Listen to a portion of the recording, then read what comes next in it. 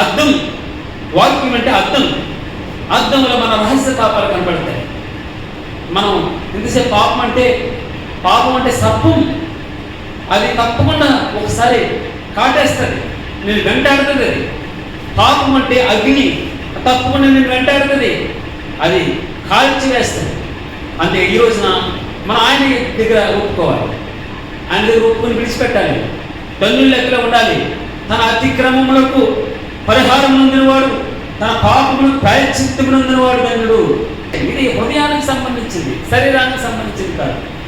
ఇది సమరయ స్త్రీకి సంబంధించింది కాదు, నీకు నాకే సంబంధించింది. ఆయన మనకి మన రహస్య పాపాన్ని చూపిస్తాడు. వాక్యం చేసేది అదే.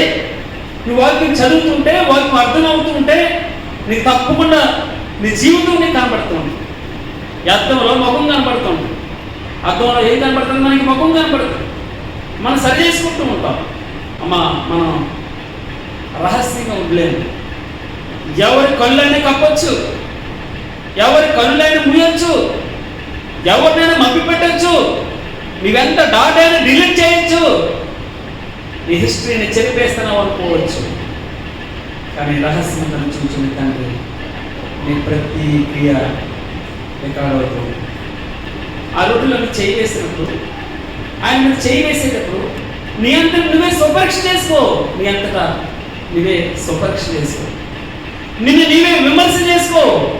అది ఒంటరిగా ఉన్నప్పుడు భగవంతుడిని ఎన్కౌంటర్ అవుతూ ఉండాలి. రోజు సరి చేయబడాలి. ప్రభు దగ్గరికి వెళ్ళినప్పుడు రోజు ఆరాధన అంటే సరి చేయబడ్డాం. ఆరాధన అంటే ప్రభువుకి ఇష్టలుగా మారడం. సరి చేయబడితే ఇష్టలుగా మారుతాం. సరి చేయబడితే హృదయం సరి చేయబడితే ఆయనకి కోరుకునే పాత్రగా, అది ఆయన చేతిలో వాడబడే పాత్రగా నువ్వు మారుతాం. సమాధం దొడ్డు ఎలా ఉంటుందో అలాగున్నావు. నువ్వు చూడడానికే పైకున్నావు, లోపలంతా కుళ్ళిపోయిన మాంసం ఉంది, కుళ్ళిపోయిన ఎముకలు, పురుగులు పట్టుకున్న బ్రతుకునేది అని భగవంతుడు నాతో మాట్లాడుతున్నాను. ఇతరులకు నేను చెప్పను. భగవంతుడికి చెప్పే మాట పైకి డంబంగా కనబడవచ్చు, పైకి ఇతరులకి ఇష్టంగా కనబడవచ్చు. ఈ రోజున సమరయ స్త్రీని ఏదైతే చూపిస్తున్నాడు భగవంతుడు, నీకున్న పెరిమిటి కాదు, ఇది ఇంకా 5 పెరిమిట్లు ఉండి నీ బొతికంతా.